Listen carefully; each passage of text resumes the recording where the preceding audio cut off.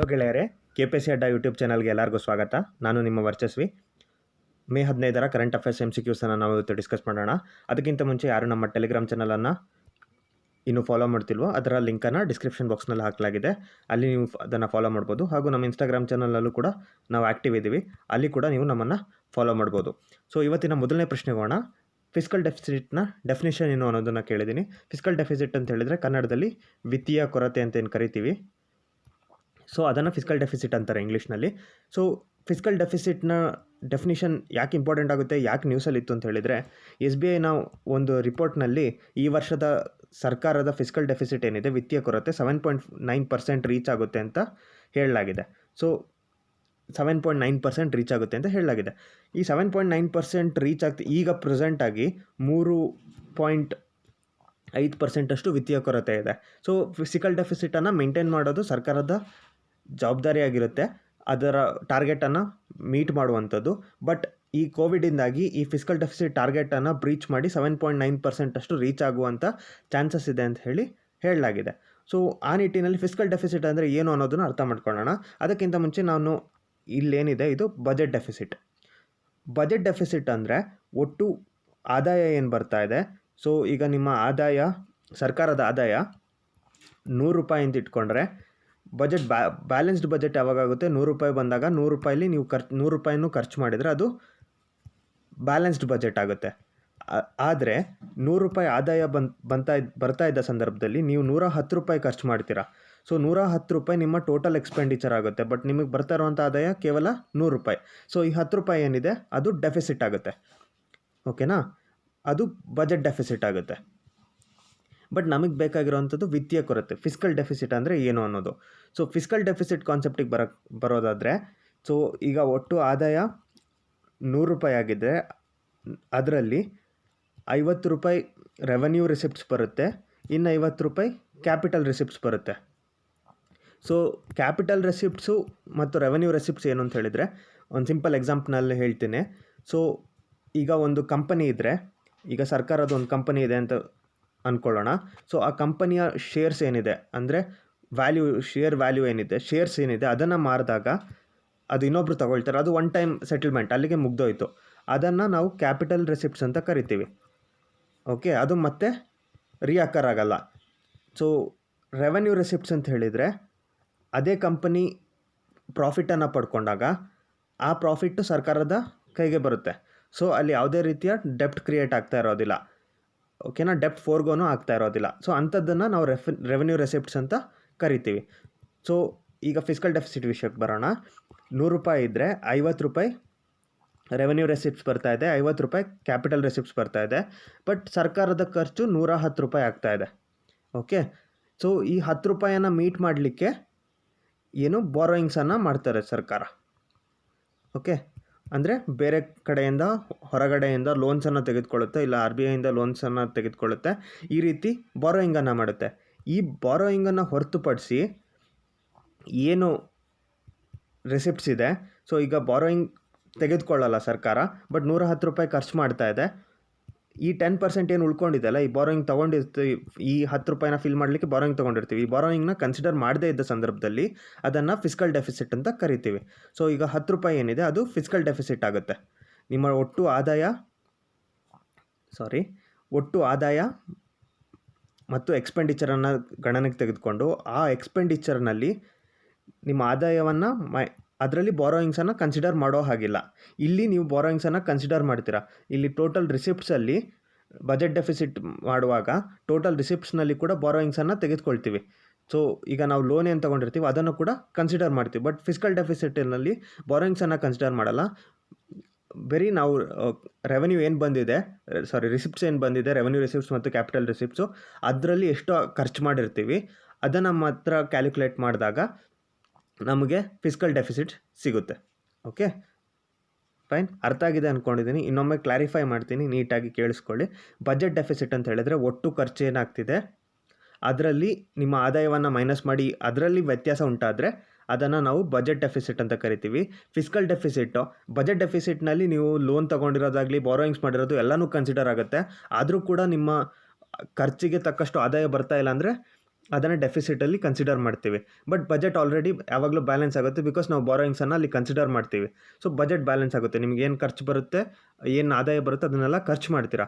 But fiscal ಡೆಫಿಸಿಟಿಗೆ ಬಂದಾಗ ಒಟ್ಟು ಆದಾಯ ಎಷ್ಟು ಬರ್ತಿದೆ ಮತ್ತು ಒಟ್ಟು ಖರ್ಚು ಎಷ್ಟು ಬರ್ತಿದೆ, ಆ ಖರ್ಚಿನಲ್ಲಿ ಆದಾಯವನ್ನು ಮೈನಸ್ ಮಾಡಿದಾಗ ಒಂದಷ್ಟು ಪರ್ಸೆಂಟ್ ಆಫ್ ಅಮೌಂಟು ಬಾರೋಯಿಂಗ್ಸಲ್ಲಿ ತೊಗೋಬೇಕಾಗುತ್ತೆ. ನಾವು ಆ ಬಾರೋಯಿಂಗ್ಸನ್ನು ಕನ್ಸಿಡರ್ ಮಾಡಿದೆ ನಮಗೆ ಒಟ್ಟು ಎಷ್ಟು ಆದಾಯ ಇದೆ, ಒಟ್ಟು ಎಷ್ಟು ಖರ್ಚು ಮಾಡ್ತಾ ಇದ್ದೀವಿ, ಆ ಡಿಫ್ರೆನ್ಸ್ ಏನಿದೆ ಅದನ್ನು ನಾವು ಫಿಸ್ಕಲ್ ಡೆಫಿಸಿಟ್ ಅಂತ ಕನ್ಸಿಡರ್ ಮಾಡ್ತೀವಿ. ಸೊ ಇಲ್ಲಿ ಡೆಫಿನೇಷನಲ್ಲಿ ನೀಟಾಗಿ ಕೊಟ್ಟಿದ್ದೀನಿ, total expenditure minus total receipts except ಬಾರೋಯಿಂಗ್ಸನ್ನು ಕನ್ಸಿಡರ್ ಮಾಡದೇ ಇರುವಂಥದ್ದು ಫಿಸ್ಕಲ್ ಡೆಫಿಸಿಟ್ ಆಗುತ್ತೆ, ನೆನ್ಪಿಟ್ಕೊಳ್ಳಿ.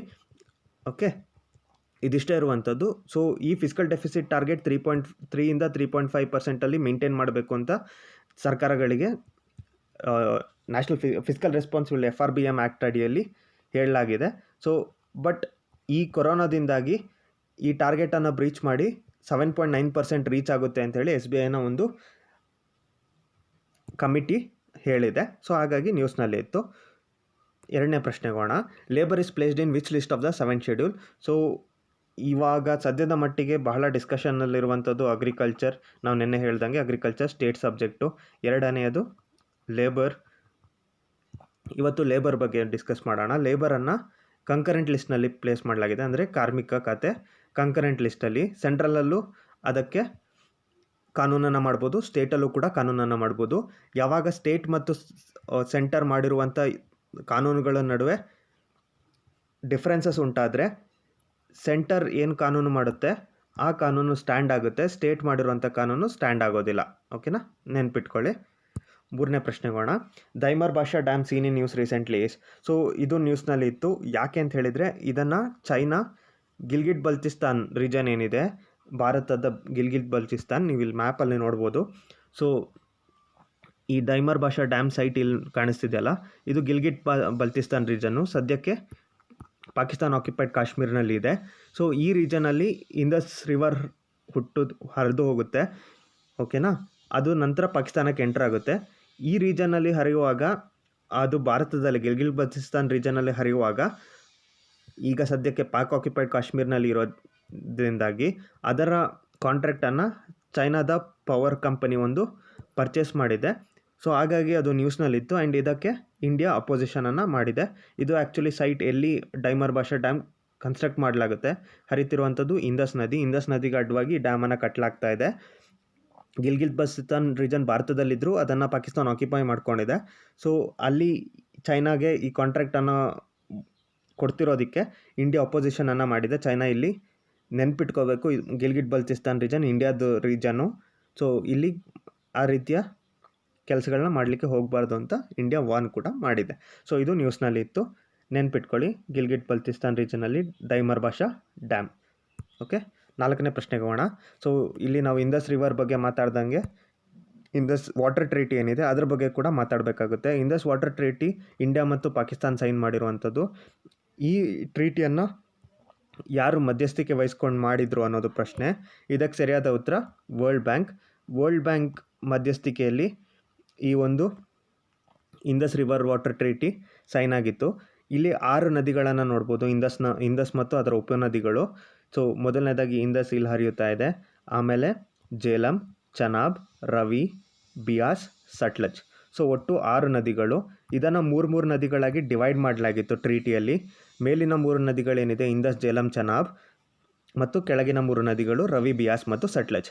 ಸೊ ಇದರ ಅಡಿಯಲ್ಲಿ ಮೇಲಿನ 3 ನದಿಗಳು ಇಂದಸ್, ಜೇಲಂ, ಚನಾಬ್ ಏನಿದೆ ಇವುಗಳ ಸಂಪೂರ್ಣ ಯೂಸೇಜ್ ಏನಿದೆ ಅದರ ಮ್ಯಾಕ್ಸಿಮಮ್ ಯೂಸೇಜನ್ನು ಪಾಕಿಸ್ತಾನಕ್ಕೆ ಬಿಟ್ಕೊಡ್ಲಾಗಿತ್ತು.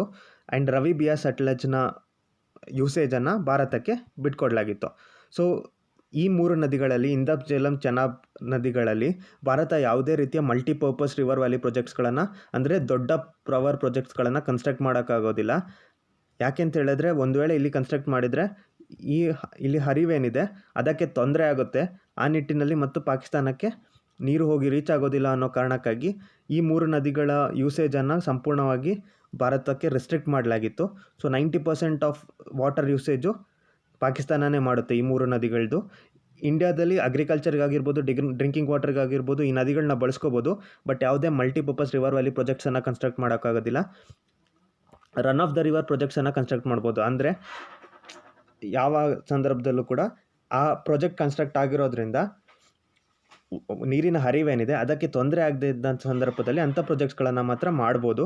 ಸೊ ಸದ್ಯಕ್ಕೆ ಭಾರತ ಕೂಡ ಜೇಲಂ ಚೆನಾಬ್ ನದಿಗಳಲ್ಲಿ ಈ ರೀತಿಯ ಪ್ರಾಜೆಕ್ಟ್ಗಳನ್ನು ಕೈಗೆತ್ಕೊಂಡಿದೆ.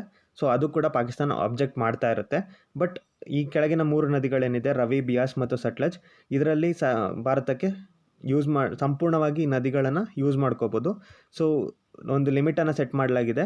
ಸೊ ಆ ಲಿಮಿಟಷ್ಟು ನೀರನ್ನು ಮಾತ್ರ ಹರಿಬಿಟ್ರೆ ಸಾಕು, ಬಾಕಿ ಉಳಿದಿದ್ದನ್ನು ಭಾರತ ಯೂಸ್ ಮಾಡ್ಕೋಬೋದು.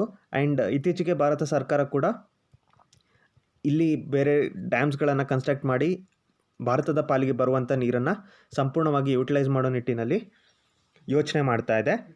ಓಕೆ, ಸೊ ಇದನ್ನು ಬ್ರೋಕರ್ ಮಾಡಿದಂಥವ್ರು ವರ್ಲ್ಡ್ ಬ್ಯಾಂಕ್ 1960 ಇದು ಆಗಿದೆ. ಓಕೆನಾ, ಫೈನ್. 5ನೇ ಪ್ರಶ್ನೆಗೋಣ. Which of the following is charge on consolidated fund of India? So ಭಾರತದಲ್ಲಿ ಏನೇ ಆದಾಯ ಬರಲಿ ಸರ್ಕಾರಕ್ಕೆ, ಅದು ಟ್ಯಾಕ್ಸಿಂದಾಗಿರ್ಬೋದು, ಇನ್ನೊಂದು ಆದಾಯ ಮೂಲಗಳಿಂದಾಗಿರ್ಬೋದು, ಅದು ಡೈರೆಕ್ಟಾಗಿ ಕಾನ್ಸಾಲಿಡೇಟೆಡ್ ಫಂಡ್ ಆಫ್ ಇಂಡಿಯಾಗೆ ಹೋಗಿ ಬೀಳುತ್ತೆ.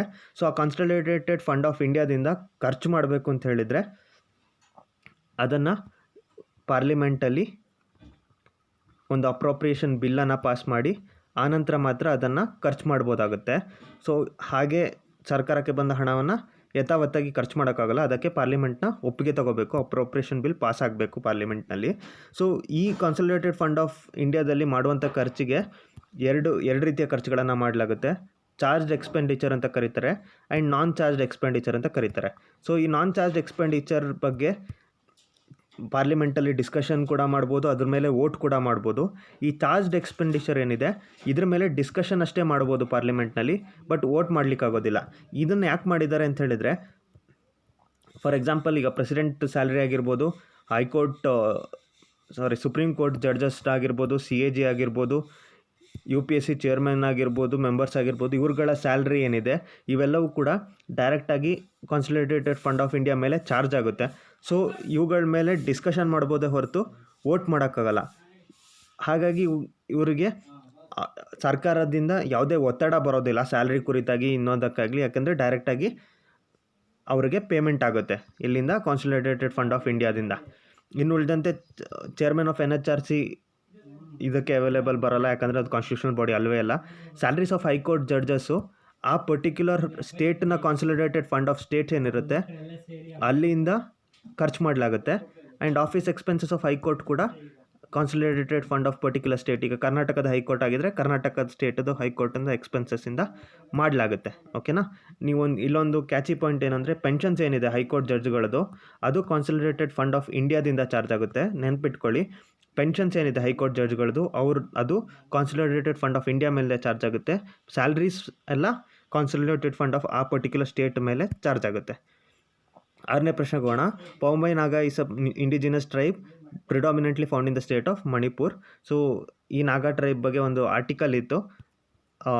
ಈಗ ಕೋವಿಡಿಂದಾಗಿ ಆ ಟ್ರೈಬಿನ ಜನರು ಯಾರು ಹೊರಗಡೆ ಇದ್ದಾರೆ ಅವ್ರು ವಾಪಸ್ ಬರ್ತಾ ಇದ್ದಾರಲ್ಲ, ಅವ್ರಿಗೆ ಕ್ವಾರಂಟೈನ್ ಫೆಸಿಲಿಟಿಯನ್ನು ಮಾಡಲಿಕ್ಕೆ ಅಲ್ಲಿಯ ಗ್ರಾಮಸ್ಥರು ಏನು ಮಾಡ್ತಿದ್ದಾರೆ ಅಂದರೆ, ಬೆಟ್ಟ ತಪ್ಪಲುಗಳಲ್ಲಿ ಕಾಟೇಜಸ್ಗಳನ್ನು, ಚಿಕ್ಕ ಚಿಕ್ಕ ಗುಡಿಸಲುಗಳನ್ನು ಕಟ್ಟಿ ಪರಿಸರದ ಮಧ್ಯೆ ಉಳ್ಕೊಳ್ಳಿಕ್ಕೆ ಅವಕಾಶ ಮಾಡಿಕೊಟ್ಟಿದ್ರು. ಅದ್ರ ಬಗ್ಗೆ ಒಂದು ಆರ್ಟಿಕಲ್ ಹಿಂದೂವಲ್ಲಿತ್ತು. ಸೊ ಹಾಗಾಗಿ ಇದ್ರ ಬಗ್ಗೆ ತಿಳ್ಕೊಳ್ಳೋದು ಅವಶ್ಯಕ ಆಗುತ್ತೆ. ಮಣಿಪುರಿನಲ್ಲಿ ಮತ್ತು ಸ್ವಲ್ಪ ಮಟ್ಟಿಗೆ ನಾಗಾಲ್ಯಾಂಡ್ನಲ್ಲಿ ಕೂಡ ಅದನ್ನು ನೋಡ್ಬೋದು. ಸೊ 7ನೇ ಪ್ರಶ್ನೆಗೋಣ. The trade of company stocks or other securities and making unethical profits with access to non public information is called as. So ಇದನ್ನು ಇನ್ಸೈಡರ್ ಟ್ರೇಡಿಂಗ್ ಅಂತ ಕರೀತಾರೆ. ನಾನು ಇದನ್ನು ಎಕ್ಸ್ಪ್ಲೈನ್ ಮಾಡಿಬಿಡ್ತೀನಿ. ಸೊ ಈಗ ನೀವು ಒಂದು ಕಂಪ್ನಿ ಇರುತ್ತೆ, ಕಂಪ್ನಿಯಲ್ಲಿ 5-6 ಜನ ಇರ್ತಾರೆ. ಅದರಲ್ಲಿ ಒಬ್ಬನಿಗೆ ಈ ಕಂಪನಿಯ ಟ್ರೇಡ್ಸ್ ಏನಿರುತ್ತೆ, ಸ್ಟಾಕ್ಸ್ ಏನಿರುತ್ತೆ ಅದನ್ನು ಪರ್ಚೇಸ್ ಮಾಡಲಿಕ್ಕೆ ಆಸಕ್ತಿ ಇರುತ್ತೆ. ಸೊ ಅವ್ನು ಪರ್ಚೇಸ್ ಮಾಡಬಾರ್ದು. ಅವ್ನು ಪರ್ಚೇಸ್ ಮಾಡಿದರೆ, ಯಾಕಂದರೆ ಅವನಿಗೆ ಆ ಕಂಪನಿಯ ಬಗ್ಗೆ ಸಂಪೂರ್ಣ ಇನ್ಫಾರ್ಮೇಷನ್ ಇರುತ್ತೆ, ಏನು ನಡೀತಾ ಇದೆ ಒಳಗಡೆ, ಏನು ಪರಿಸ್ಥಿತಿ ಇದೆ ಅಂತ. ಸೊ ಅವ್ನು ಬಂದು ಸ್ಟಾಕ್ಸ್ಗಳನ್ನು ಪರ್ಚೇಸ್ ಮಾಡಿ ಯಾವ ಟೈಮಲ್ಲಿ ಮಾರಬೇಕು ಅನ್ನೋದು ಜಾಸ್ತಿ ಇನ್ಫಾರ್ಮೇಷನ್ ಅವನಿಗಿರುತ್ತೆ. ಇದನ್ನು ಇನ್ಸೈಡರ್ ಟ್ರೇಡಿಂಗ್ ಅಂತ ಕರೀತಾರೆ. ಆತನಿಗೆ ಈಗ ನಾನು ಈ ಕಂಪನಿಯ ಸ್ಟಾಕ್ಸ್ ಮೇಲೆ ಇನ್ವೆಸ್ಟ್ ಮಾಡ್ತಾ ಇದ್ದೀನಿ, ನೀವು ಇನ್ವೆಸ್ಟ್ ಮಾಡ್ತಿದ್ದೀರಾ, ಇನ್ನೊಬ್ಬರು ಇನ್ವೆಸ್ಟ್ ಮಾಡ್ತಾ ಇದ್ದಾರೆ. ಸೊ ಇಲ್ಲಿರುವಂಥ ವ್ಯಕ್ತಿಗೆ ಅಡ್ವಾಂಟೇಜ್ ಜಾಸ್ತಿ ಇರುತ್ತೆ, ಯಾಕಂದರೆ ಆತ ಕಂಪನಿಯಲ್ಲೇ ಇರೋದ್ರಿಂದ ಅವನಿಗೆ ಹೆಚ್ಚಿನ ಇನ್ಫಾರ್ಮೇಷನ್ ಲಭ್ಯ ಇರುತ್ತೆ.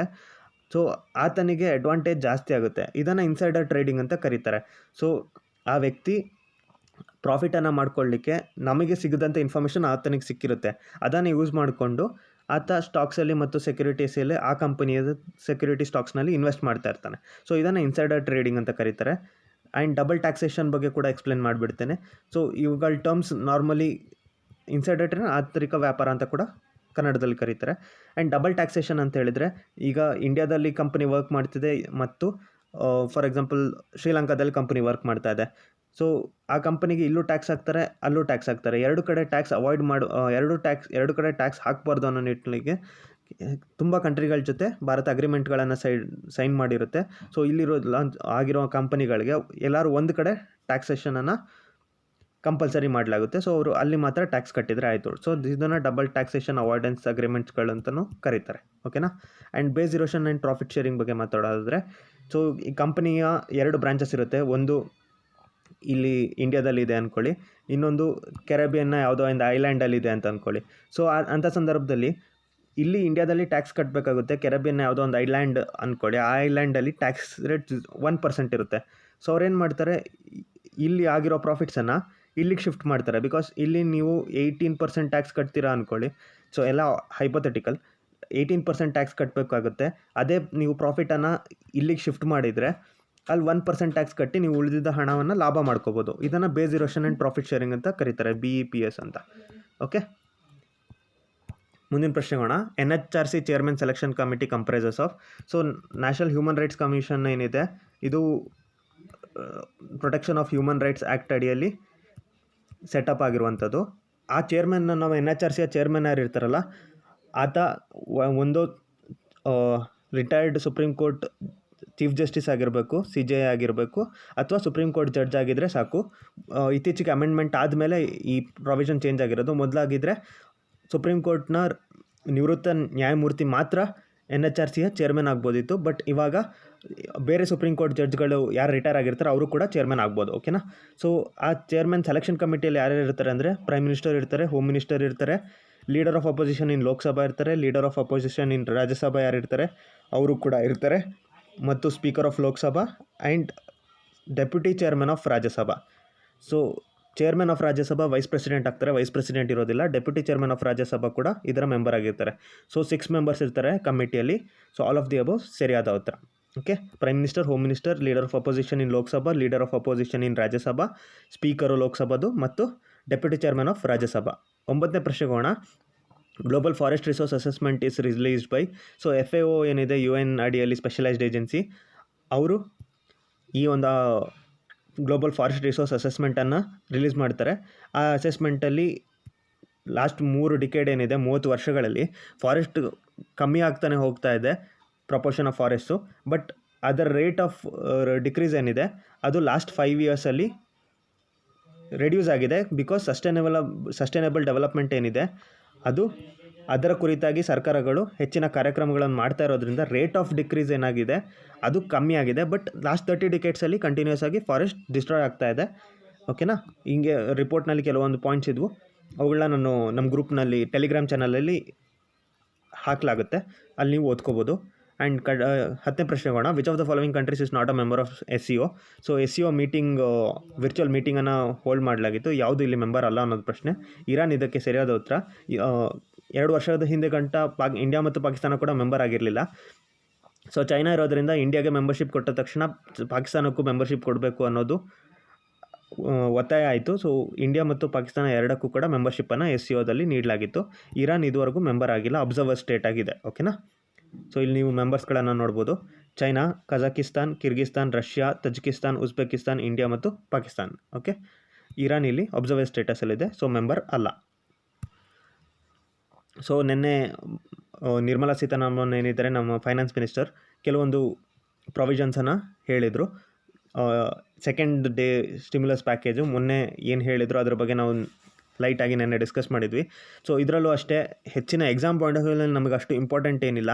ನೀವು ಇಲ್ಲಿ ನೋಡ್ಬೋದು, MG ನರೇಗಾದ ಅಡಿಯಲ್ಲಿ ಇನ್ನೂ ಹೆಚ್ಚಿನ ವರ್ಕ್ ಡೇಸನ್ನು ಕ್ರಿಯೇಟ್ ಮಾಡ್ತೀವಿ ಅಂತ ಹೇಳಿದ್ದಾರೆ.